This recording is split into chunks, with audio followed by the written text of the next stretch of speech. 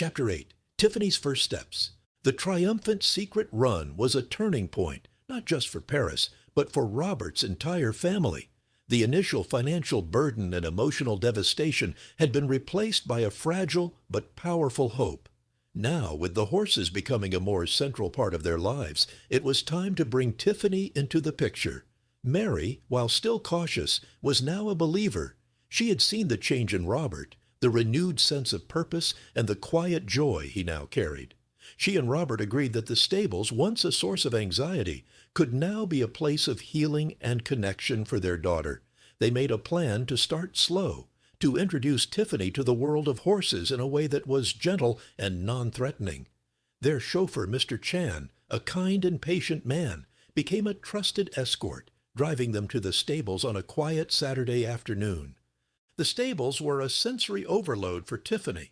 The smell of hay and leather, the low whinnies and stamping hooves, the sheer size of the animals.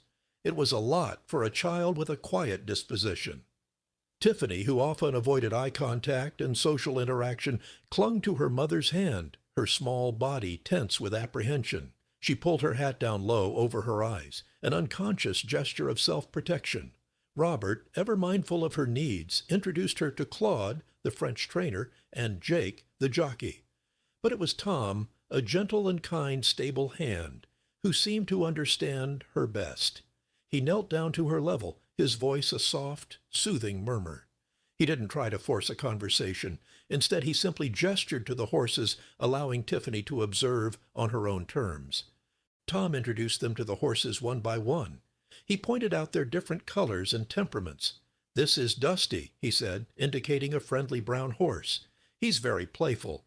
He then introduced Tiffany to Billy, Paris's training partner, a horse with a calm and kind disposition. Tiffany's eyes, usually averted, would steal quick glances at the powerful animals. She was drawn to them, but also clearly afraid. Tom, noticing her hesitation, made sure to keep a respectful distance between her and the horses, never forcing an interaction. He explained some simple horse facts, things to help her feel more comfortable and in control of the situation.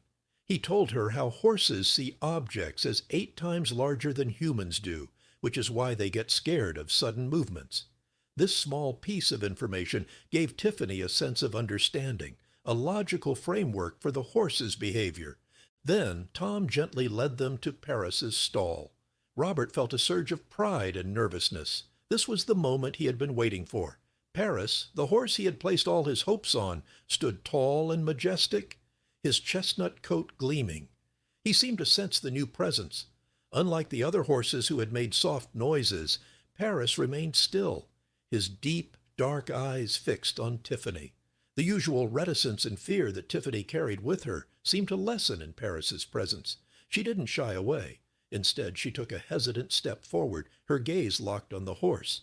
Robert and Mary watched in silent, nervous anticipation. It was the first time they had seen her show such focused attention on something outside of her own world. Tom, seeing the connection, took the opportunity to show Tiffany a little more about horses. He demonstrated how a horse's hoof is like a fingernail, constantly growing and needing to be trimmed and cared for. He took off one of Paris's horseshoes and showed her how to clean the dirt out of the hoof, explaining the process with simple words. Tiffany, with an uncharacteristic curiosity, watched intently. She didn't flinch or look away. She was mesmerized. This simple, routine act of care seemed to resonate with her, offering a predictable, calming ritual that she could grasp. For the first time, she was not an observer. She was an engaged participant in the world around her. This was the first of many small but profound victories for the Evans family.